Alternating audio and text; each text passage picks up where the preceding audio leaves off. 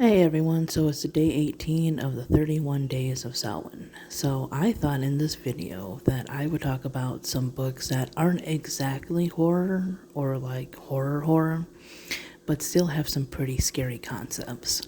So I'm actually starting this video off with a book that I have DNF so far. Eventually I might go back to it, but some parts of it kind of like, some parts was like, I just don't get it. But You by Caroline Kepnes, sorry. It the main character who is telling the story is stalking this woman that he met at the bookstore that he works, and a lot of the things he does is unbelievably creepy and gross, and that part was believable. That part reminded me of people that, that kind of personality that I've met actually in real life.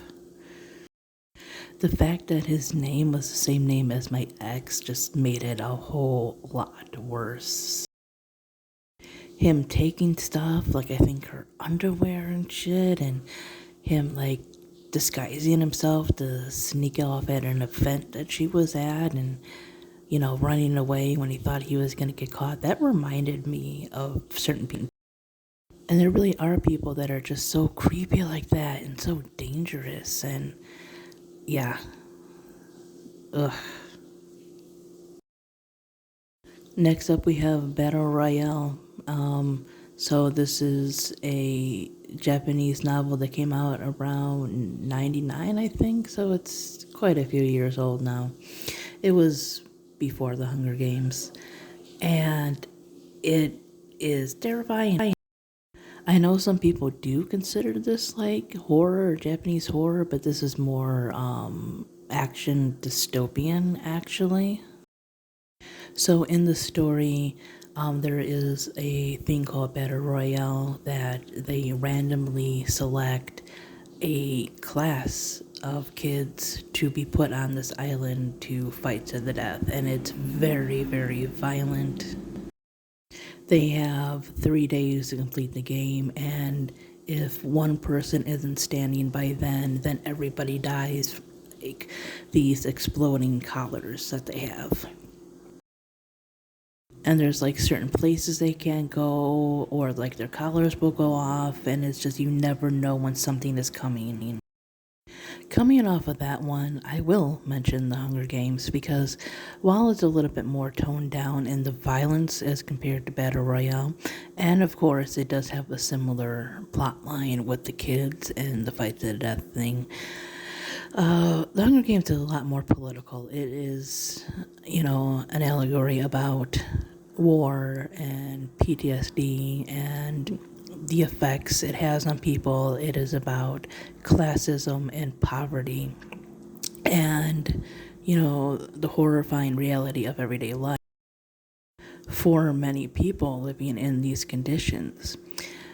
Before we even get to the games, we have a person explaining how it's not unusual for families in her district, village, whatever, to basically starve to death.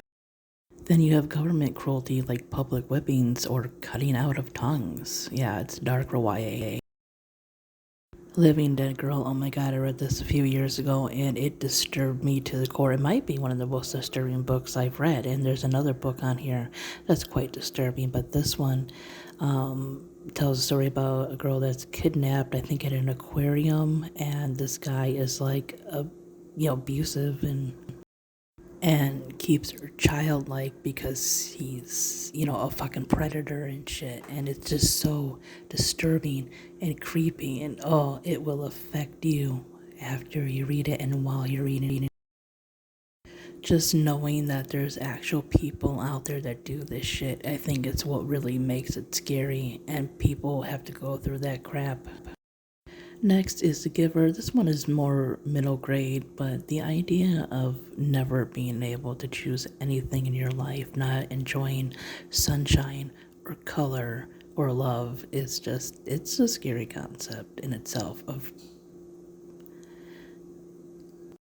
People trying to create the perfect society.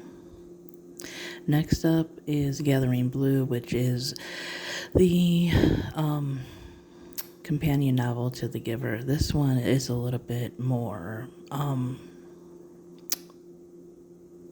medieval type thinking, I would think, or like Dark Ages kind of thing. I mean, not exactly in that way, but like the mindset is very backwards and cruel and harsh. Like women can't read, the disabled are cast out to be, taken by wildlife. And there is corruption in government, of course. And the last one I'm talking about is The Lovely Bones, because this one is a mixture of creepiness with beautiful writing. It tells the story of a girl that's lured into a place by her neighbor and assaulted and murdered, and her life in the afterlife. In one aspect, you see this killer, this predator, getting away with it, living right next to this family, and then on the other aspect, you have this girl watching her family fall apart over her death, and yeah, it's scary to know that, in real life, families have gone through this stuff. So that's my video. Thanks for watching, everybody. Bye bye.